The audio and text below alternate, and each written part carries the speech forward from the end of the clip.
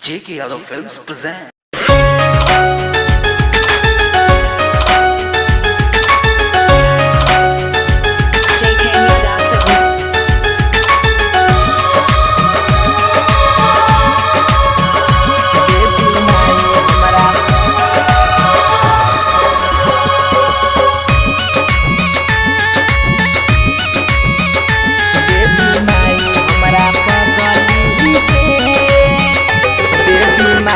हमरा पगली के अब तू ही ख्याल रखी देवी माई हमरा पगली के अब तू ही ख्याल रखी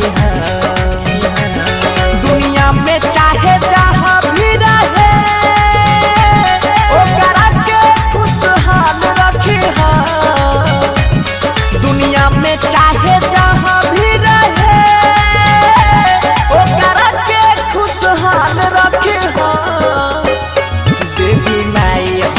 पगली के अब तू ही ख्याल रखी देवी माई हमरा पगली के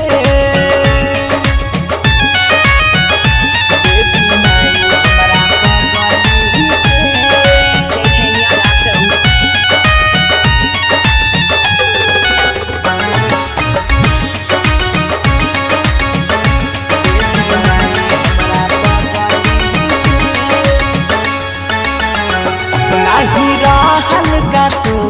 तब चल गईले दूर ना समझलक हमर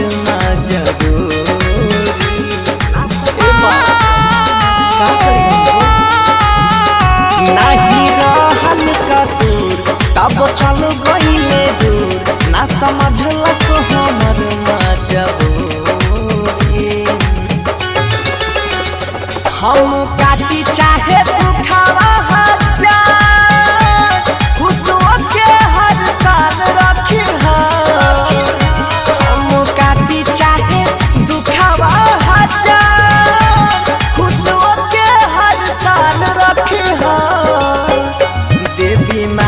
हमरा पगली के अब तू ही ख्याल रखी देवी माई हमरा पगली के देवी माई हमरा